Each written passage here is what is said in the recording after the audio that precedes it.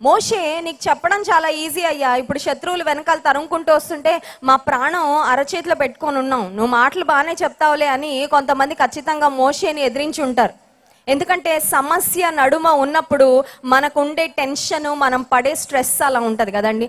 దేవుడు ఊరకుండు, నేను కార్యం చేస్తానంటే దేవా నీ మాటలు నమ్మాలని అనిపిస్తుంది, కానీ నాకు నమ్మబుద్ధి కావట్లేదు. ఎందుకంటే my problems are too big, my problems are too complicated. ఇదే సమస్యతో చాలా మంది నాశనం అయిపోయారు. ఇదే సమస్యలో ఈ రకంగా చాలా మంది జీవితాలు పాడైపోయాయి. నాకు నిజంగా నువ్వు సహాయం చేస్తావా, నాకు నిజంగా నీ విడుదలిస్తావా అనే అపనమ్మిక కొన్నిసార్లు వస్తూ ఉంటుంది. బట్ గాడ్ మేడ్ అ వే. దేవుని ప్రజలకు దేవుడు మార్గము సరళం చేశాడు. ఒకసారి ఆలోచించండి ప్రాక్టికల్గా. దేవుని ప్రజల ఎదుట ఎర్ర సముద్రం ఉంటే ఇట్ వాజ్ అ సీ. అది చిన్న లేక్ కాదు, చిన్న వాగు కాదు, చిన్న కాలువ కాదు. అందులోని నీళ్లు పోని ఇన్ని లక్షల మంది ప్రజలు ఉన్నాం కదా, ఒక్కొక్కళ్ళం ఒక్కొక్క మగ్గు, ఒక్కొక్క జగ్గు, ఒక్కొక్క కుండ నీళ్లు మోసి ఆ ప్రక్కన ఎక్కడైనా పెట్టేసి రహదారిని ఏర్పాటు చేసుకొని వెళ్దామంటే సముద్రంలో నీళ్లు ఖాళీ చేయడం ఎవరి తరమైన అవుతుందా? It is just impossible. ఎవరి వలన అవ్వదు అది. కానీ దేవుడు ఏం చేశాడంటే, ఒట్టి నిలబడి ఉండండి అంతే, నేను మార్గాన్ని సరళం చేస్తానన్నాడు. హల్లెలూయా. నీ శక్తికి మించిన కార్యము, నీ బలానికి మించిన కార్యము, నీ యొక్క ఊహకు, ఇమాజినేషన్కు కూడా మించిన ప్రాబ్లం నీ ఎదుట ఉండొచ్చు. But you don't have to be afraid. భయపడాల్సిన అవసరం లేదు. సమస్య నీకు పెద్దది కానీ నీ దేవునికి కాదు. హల్లెలూయా. సమస్య నిన్ను మింగడానికి రెడీగా ఉంది, కానీ నీ దేవుడు నీ సమస్యతో పాటు ఆ సమస్యలో నుండి తప్పించడానికి ఒక రెస్క్యూ ప్లాన్ కూడా దేవుడు ఏర్పాటు చేశాడు. హల్లెలూయా. చూడండి, వైరస్కు యాంటీ వైరస్ ఉంటుంది. ఏదైనా లాక్ ఉందంటే లాక్కి తాళం, కీ ఉంటుందా ఉండదా? మన షాపుల్లో వెళ్ళి ఓన్లీ లాక్ ఒకటే కొనుక్కుంటామండి, కీ కూడా కొనుక్కుంటాం, రెండు కొనుక్కుంటాం కదా. Every lock has a key. And you know something, every problem that God allowed in your life, He has a solution for it. Hallelujah. నీ జీవితంలో దేవుడు అనుమతించే ప్రతి సమస్యకు సొల్యూషన్ కూడా ఉంది. ఆ సొల్యూషన్ దేవుని ద్వారా మనకు వస్తుంది. హల్లెలూయా. దేవుడు తన ప్రజలైన ఇశ్రాయేలీల కొరకు ఆయన ఎర్ర సముద్రాన్ని పాయలు చేశాడు. ఇంతవరకు బాగానే ఉంది, అమ్మయ్య అనుకున్నారు. ఆరిన నేల వలె ఎర్ర సముద్రాన్ని దేవుడు ఆరిపోచేసినప్పుడు దాని గుండా వాళ్ళు ప్రయాణం చేస్తూ ఉన్నారు, నడుస్తూ ఉన్నారు. ఇంత లోపల వెనకాల ఫరో సైన్యం వీళ్ళని చేజ్ చేస్తూ ఉంది. చిన్న చిన్న పిల్లలు ఉండుంటారు వారిలో. There are people of all age groups, అన్ని వయసులకు చెందిన వాళ్ళు ఉన్నారు. కొంతమంది కాళ్ళ నొప్పులు, కీళ్ల నొప్పులు పేషెంట్లు ఉండుంటారు, కొంతమంది వృద్ధాప్యంలో ఉన్న వాళ్ళు ఉండుంటారు, కొంతమంది గర్భిణీ స్త్రీలు ఉండుంటారు, కొంతమంది బాలింతలు ఉండుండొచ్చు, కొంతమంది చిన్న చిన్న పిల్లలు ఉండుండొచ్చు. ఇప్పుడు వీళ్ళందరినీ ఎలా పరుగు పెట్టించాలి? వెనక నుండి ఫరో సైన్యం వీళ్ళని వెంటాడుతూ వీళ్ళని చేజ్ చేసుకుంటూ వస్తున్న సమయంలో దేవుడు ఏం చేశాడంటే 27వ వచనం, మోషే సముద్రము మీద తన చేయి చాపగా ప్రొద్దు పొడిచినప్పుడు సముద్రము అధిక బలముతో తిరిగి పొర్లెను గనుక ఐగుప్తీలు అది చూచి వెనుకకు పారిపోయిరి. అప్పుడు యెహోవా సముద్రము మధ్యను ఐగుప్తీలను నాశనము చేసెను. హల్లెలూయా.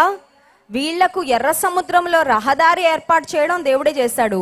వెనక వస్తున్న సైన్యాన్ని, ఫరో రథాలను ముంచే పని కూడా దేవుడే తీసుకున్నాడు. హల్లెలూయా. నీ ఎదుట ఒకవేళ ఎర్ర సముద్రం వలె నాకు ఎటు వెళ్ళాలో అర్థం కావడం లేదండి, I don't know what to do, I don't know which way to choose, ఎటువైపు వెళ్ళాలో నాకు అర్థం కావట్లేదు, దిక్కుతోచని పరిస్థితి వలె నా జీవితం ఉంది. దేవుని నమ్ముకొని నేను బయటకు వచ్చాను, కొన్ని పరిస్థితుల నుండి నేను బయటకు వచ్చాను, కొన్ని అన్య ఆచారాలు, సాంప్రదాయాలు, కొన్ని పరిస్థితులు అన్ని విడిచిపెట్టి యేసయ్య నువ్వే అని నేను బయటకు వచ్చాను. కానీ నా జీవితంలో ఇప్పుడు నా ఎదుట ఎర్ర సముద్రం ఉన్నట్లుగా ఉంది. దేవుడు నా కొరకు కార్యం చేస్తాడంటే ఇశ్రాయేలీలు కార్యం చేసిన దేవుడు నీ జీవితంలో కూడా రహదారిని ఏర్పాటు చేస్తాడు. హల్లెలూయా. నువ్వు అనొచ్చు, రహదారిని కూడా ఏర్పాటు చేశాడండి, నేను నడుస్తున్నాను, దేవుడు ఏర్పాటు చేసిన మార్గంలో నేను వెళ్తున్నాను, కానీ నా వెనకాల కొంతమంది శత్రువులు నన్ను వెంటాడుతున్నారు. There are people who are after me constantly. నా వెనకాల నన్ను వెంటాడుతున్న శత్రువులు ఉన్నారు. నన్ను వేధించాలని, నన్ను పడద్రోయాలని, నన్ను కూలద్రోయాలని చూసే శత్రువులు నన్ను వెంటాడుతున్నారంటే దేవుడు నీతో మాట్లాడుతున్నాడు, నిన్ను ఎవరైతే వెంటాడుతున్నారో వారిని నువ్వు ఇక ఎన్నడూ చూడవు. హల్లెలూయా. ఇంకా వాళ్ళని నీకు టార్గెట్ గా చేయడు. God will take care. దేవుడు అది కూడా ఆయన చూసుకుంటాడు. కానీ నీవు నేను చేయాల్సింది ఏంటంటే ఊరక ఆయన యందు నమ్మిక ఉంచుట వలన ఆయన అద్భుత కార్యాలు జరుగుతాయి. 28వ వచనం మధ్య భాగంలో, వారిలో ఒక్కడైనను మిగిలి ఉండలేదు. ఒక్క శత్రువును కూడా దేవుడు మిగిలి ఉంచలేదంట. ఇన్ఫాక్ట్ ఇశ్రాయేలీలు ఎర్ర సముద్రాన్ని దాటి అద్దరికి వెళ్ళిన తర్వాత ఫరో యొక్క సైన్యము వారి యొక్క మృతదేహాలు ఆ ఎర్ర సముద్రం మీద తేలుతూ ఉన్నప్పుడు వారికి అనిపించి ఉంటుంది, మా దేవుడు నిజంగా గొప్పవాడు, ఆయన వాగ్దానం ఇచ్చి నెరవేర్చే దేవుడు, ఆయన తన ప్రజల ఇచ్చిన మాట నెరవేర్చడంలో ఆయన సమర్థుడు. ఈ రాత్రికాల సమయంలో ఏ సమస్యలతో మీరు బాధపడుతున్నారో మాకు తెలీదు. I do not know exactly what you are going through. మీరు ఏ పరిస్థితులు గుండా వెళ్తున్నారు, ఏ సమస్యలతో సతమతం అవుతున్నారో మాకు తెలియకపోవచ్చు, కానీ సమస్తము ఎరిగిన దేవుడు, ప్రతి చిన్న డీటెయిల్ మీ జీవితంలో జరుగుతున్న దేవునికి తెలుసు. ఆయన సన్నిధిలో, ప్రభువా నేను నీ యందు నమ్మిక ఉంచుతున్నాను, నీవు కలుగ చేసే రక్షణను నేను ఊరక నిలిచి ఉండి చూడాలనుకుంటున్నాను. నా శక్తితో నా సామర్థ్యంతో నేను ప్రయత్నం చేసిన నా వల్ల కాదు, but I believe in you, I trust in you. నేను నీ యందు నమ్మిక ఉంచుతున్నా ప్రభువాని.